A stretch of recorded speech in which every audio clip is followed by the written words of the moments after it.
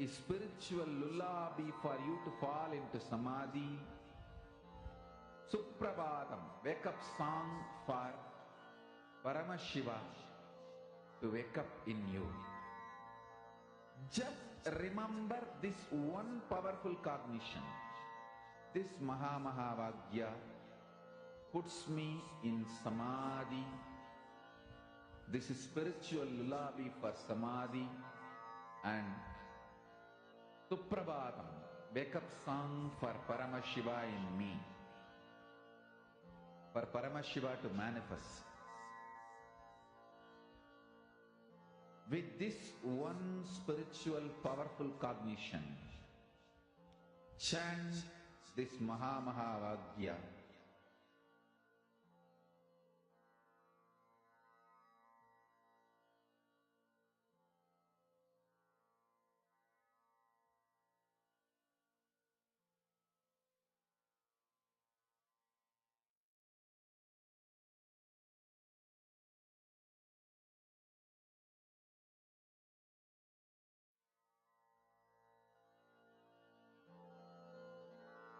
Mahavagya, spiritual lullaby for samadhi. And Suprabhatam, wake up call, wake up song for Paramashiva. For Paramashiva to manifest. With this one spiritual powerful cognition, chant this Mahavagya. Om Nithyananda Paramashivoham. Om Nithyananda Paramashivoham. Om Nithyananda Paramashivoham. Om Nithyananda Paramashivoham. Om Nithyananda Paramashivoham. Om Nithyananda Paramashivoham. Om Nithyananda Paramashivoham. Om Nithyananda Paramashivoham. Om Nithyananda Paramashivoham. Om Nithyananda Paramashivoham. Om Nithyananda Paramashivoham. Om Nithyananda Paramashivoham. Om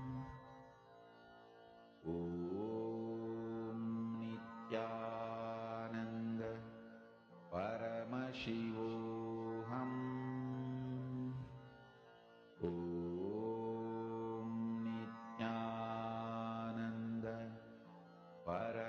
Paramashivoham. Om Nithyananda Paramashivoham. Om Nithyananda Paramashivoham. Om Nithyananda Paramashivoham.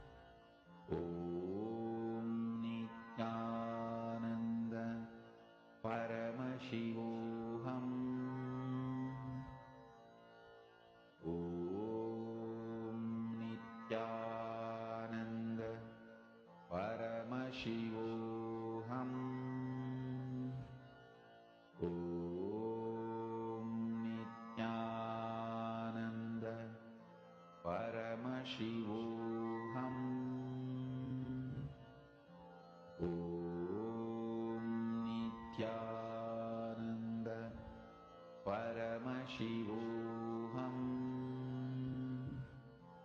Om Nithyananda Paramashivoham. Om Nithyananda Paramashivoham. Om Nithyananda Paramashivoham. Om Nithyananda Paramashivoham. Om Nithyananda Paramashivoham. Om Nithyananda Paramashivoham. Om Nithyananda Paramashivoham. Om Nithyananda Paramashivoham. Om Nithyananda Paramashivoham.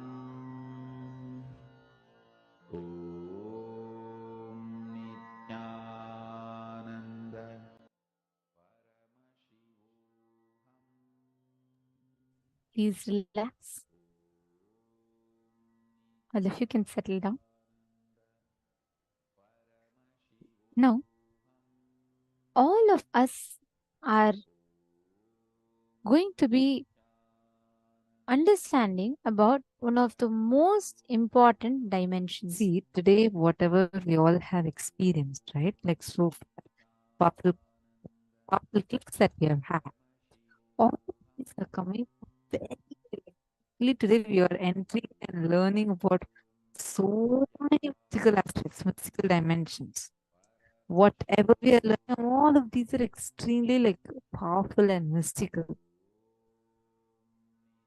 The session currently we are going to be entering into is how are we going to be receiving these initiations, these mystical initiations, directly from the Divya Sharira of Swamiji. What is Divya Sharira? How do we all have this Divya Sharira? The science of Divya Sharira. Let's now listen to the revelation from Swamiji. If you want to become extraordinary, you have to do extraordinary things. Carve out your identity, Divya Sarira, enjoying the enlightenment being in this loka, carving your integrity, authenticity, responsibility, enriching. Divya Sarira, pure identity, just like how you build this body. Food, workout, rest, care, same way. Build your Divya Sarira. That is what I am saying, carving out your spiritual identity. Build your Divya Sarira with integrity, authenticity, responsibility and enriching. Carve your Divya Sarira. What is Divya Sarira? I will define, understand? You take a clay and put any impression. For example, you put your hand, it get impressed, then burn that clay. Your hand is imprinted on it forever. So that clay is Divya Sarira of your hand. Same way, bring yourself and put the master on you, or put yourself on the master so strongly. He gets imprinted in you intensely, then burn yourself with integrity. Now you just radiate him, manifest his state, space, powers. You are his Divya Sharira. Thousands and thousands and thousands of years, Sanatana Hindu Dharma has kept this great science of producing Divya Shariris alive. All spiritual sampradayas will be relevant to planet Earth as long as they are able to produce Divya Shariris. If you are living the state, space and manifesting powers, your Divya Sarira has started getting built. It has started happening. Build your Divya Sarira intensely.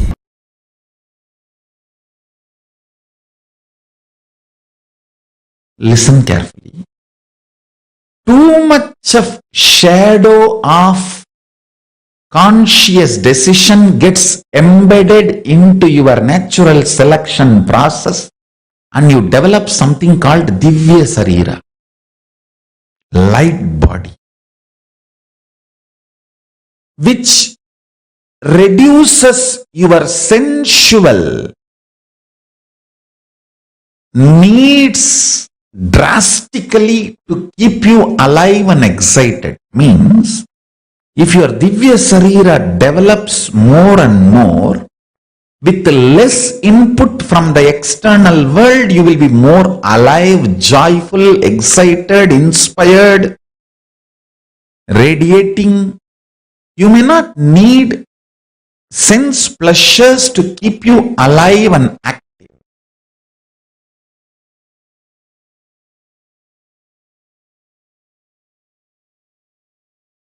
Listen intensely. Divya Sarira, the body,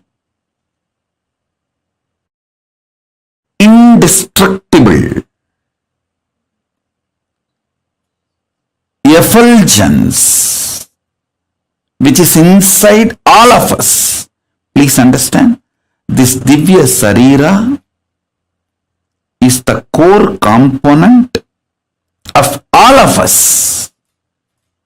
There is no person who does not have Divya Sarira. Everyone has a Divya Sarira. How much ever you think you are good or bad, you think you are God or demon, whatever you think, you have a Divya Sarira. That Divya Sarira strengthened, energized, inspired by sattvic food to the body, sattvic food to the mind, sattvic food to the consciousness. Enjoy this three in your life continuously. Don't worry about what should be negated. See, focusing on what need to be negated makes you very depressed, even feeling deprived.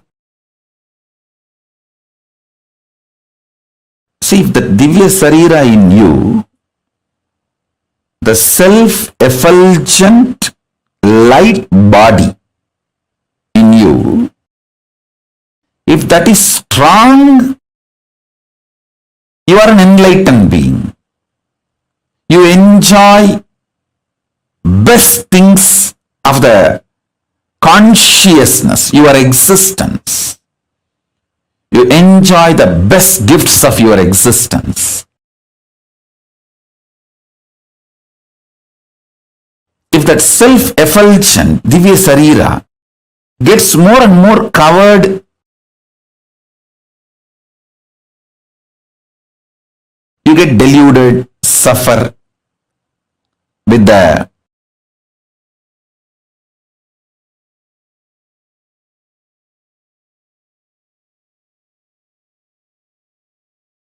external world, delusions, delusion, whatnot, whatever.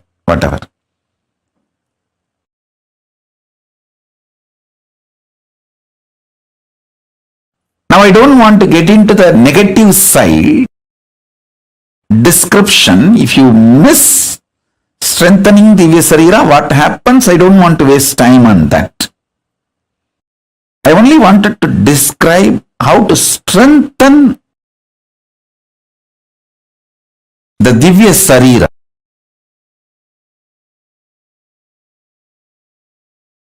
self-effulgent,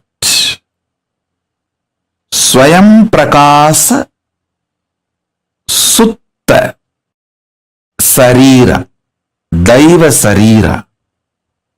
All of us have.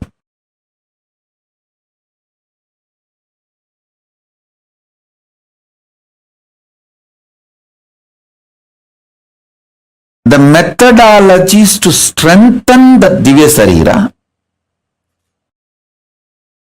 and manifest powers of Paramashiva, the state of Paramashiva, space of Paramashiva, and powers of Paramashiva. This truth is the message from Paramashiva directly to the whole humanity.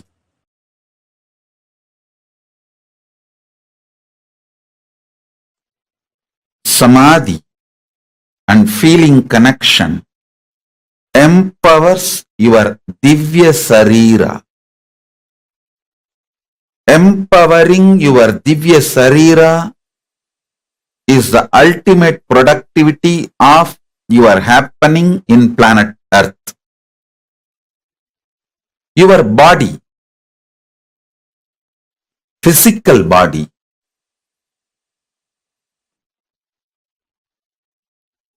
carries the consciousness. I use new word called Divya Sarira. Consciousness wearing this body is Divya Sarira. That consciousness getting more and more empowered. When the consciousness gets empowered, you don't feel suffocated by physical body and its limitations. Listen.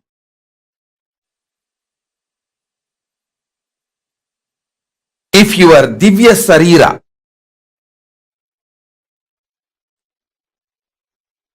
the consciousness which is holding your body, if that is empowered, you don't feel suffocated, limited, reduced by your body. Please listen.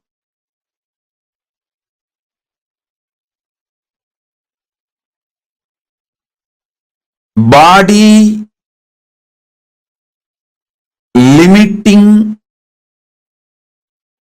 your possibility makes you feel suffocated.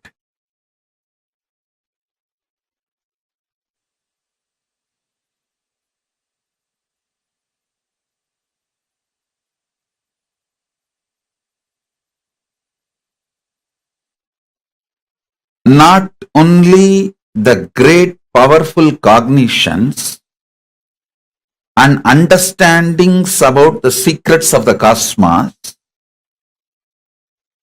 all spiritual practices are focused with the purpose of empowering your Divya Sarira. Listen. Yesterday's satsang, I gave you one truth. If you rest in samadhi, you will see everything in your life is complementing your different aspects. The wealth you earn, or the money you spend, the relationships getting added in your life, or people leaving from your life, comforts and wealth, artha getting added or leaving,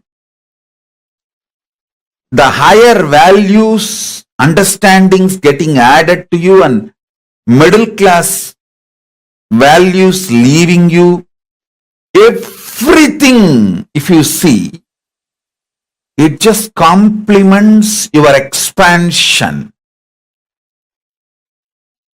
If you get terrorized by your life, suffocated by your life without understanding, if you feel everything is chaos, everything is falling apart,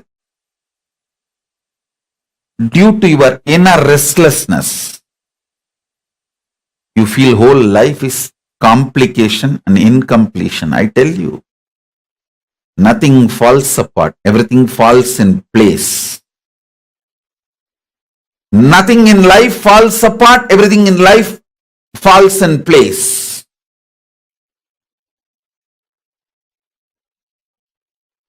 Whenever I sit in samadhi and watch, I see clearly everything is so auspicious. Not only I see it, when I see life as auspicious, my Divya Sarira gets so empowered.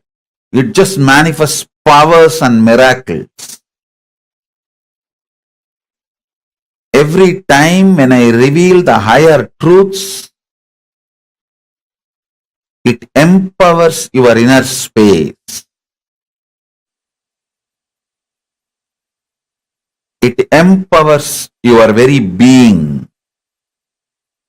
Empowering your Divya Sarira is the job I do day in and day out.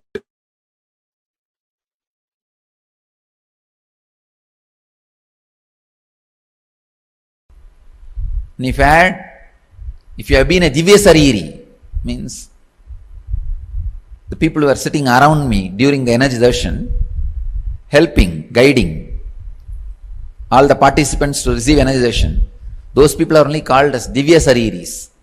Or I can say they are getting trained to become Divya Sariris. Means it's like when a sun is shining, if you keep 10 mirror, all the 10 are properly focused on sun, towards sun. That whole area, the area between the 10 mirror will shine, not only because of sun, the 10 reflections. So these Divya Sariris are like a mirror, they act like a mirror, so that the whole area intensely radiates energy. That is why people who come to have energy darshan, they literally enter my own physical body. Please understand, it's like me having an extended huge physical body. In that very intense energy field, they enter and have the energy darshan and go. If you have been a Divya Sariri, I can say at least, especially with the experience, intensely working on the body, not only you don't age, you grow younger. The growing younger happens when you become Divya Sariri. And the grace, joy, beauty starts radiating when you are Divya Sariri.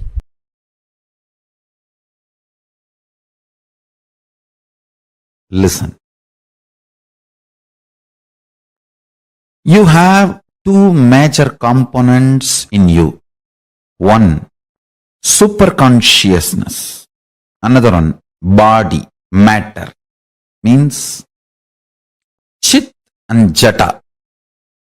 Matter and consciousness.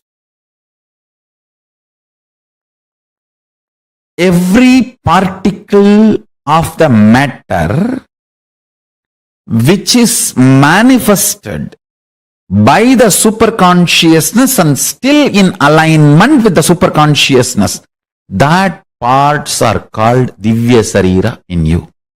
Every cell still continues to be in tune with Paramashiva. Every muscle, every part of your biology, internal organ or body, Jnanendriya or Karmendriya, still in tune with Paramashiva comfortably with powerful cognitions comfortably without any struggle as a natural flow of life is Divya Sarira, every cell which is ready to reverberate and radiate the powerful cognitions of Paramashiva is part of your Divya Sarira. Please understand. Whichever part of you comfortably manifests the powerful cognitions is your Divya Sarira. More and more powerful cognition manifestation means more and more you are becoming Divya Sarira. If your hands can manifest the highest powerful cognition, you are Paramashiva, your hands have become part of the Divya Sarira. Your eyes can manifest the truth, you are Paramashiva, your eyes have become part of Divya Sarira.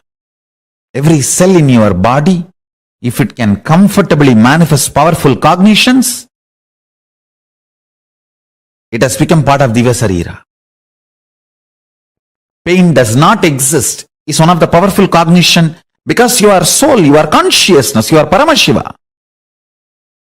If your hand is fractured and it does not have pain, means it is manifesting as a natural flow,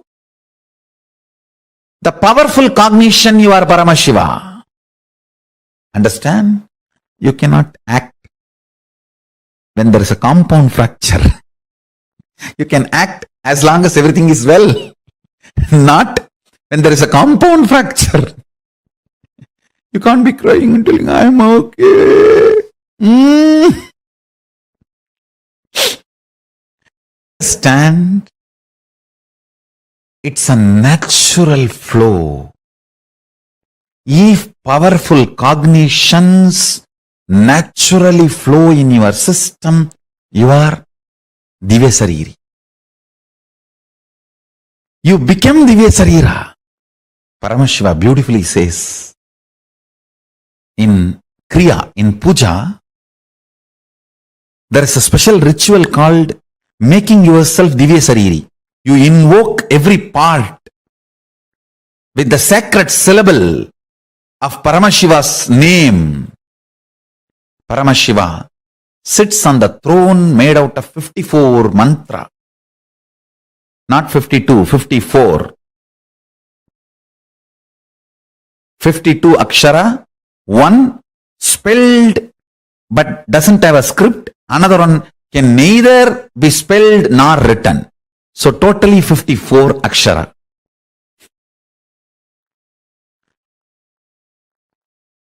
He sits on the throne which is made of these 54 aksharas.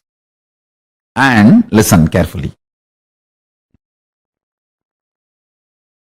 When you invoke those aksharas in the various parts of your body with the declaration, this part of the body, let it manifest Paramashiva and His glory, His state, space, powers and being and powerful cognitions. That part becomes Divya Sarira. If you do not feel pain during the multiple compound fracture, be guaranteed your body will not stink or rot or degrade when you leave the body.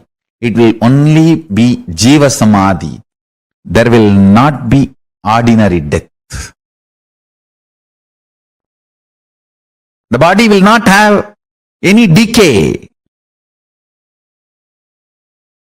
Yoga Sarira doesn't decay. You become Divya Sarira.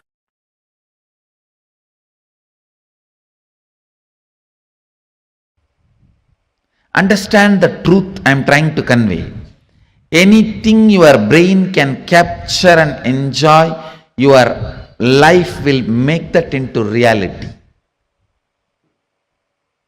If your brain can capture and enjoy the most subtlest understandings of cosmic sacred secrets and the spiritual powers, you will become just yogi, divya shariri. If you enjoy pornography, your body will be physically matured.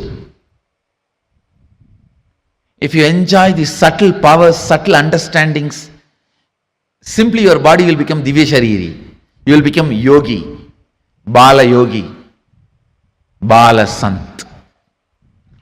Bala sant is a person whose brain captures all these highest conscious truths, subtle truths while you are young. The way your brain captures these great truths, simply your body starts manifesting it. You become yogi, you become a divya shariri, you become embodiment of Mahadeva. You become Bala Sant.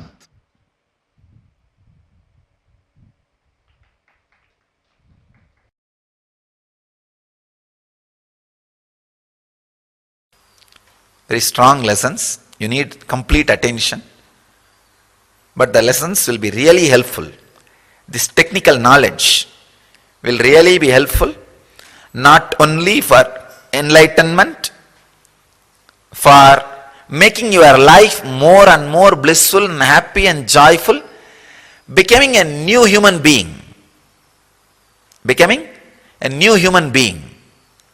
Understand? If you act, cooperate as medium, and if your chakshu becomes pure next day morning, you feel, oh God, things are so fresh, alive. Then you are traveling in the path of Divya Sarira. Mouth having a deep taste, not just the mouth, the deeper mouth. It's called annak. In Tamil we say the part which hangs inside your tongue, the deeper mouth, this area. That inside the throat, feeling intense sweetness or a very sweet smell being experienced in the nose. That is what is the perfume of Divya Sarira, of the Master. Understand? Perfume smell of Divya Sarira of the Master. Something will be happening in your nose, some sweet smell. And any sound, you will, even a small sound, you will be able to hear with a deep sensitivity.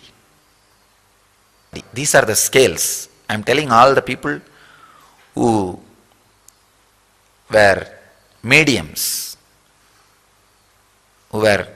during the healing initiation. I am telling all you guys, if you have any of this experience, you are traveling towards the path of Divya Sarira. Have courage, confidence, joy, jump into it and run. Flow with it.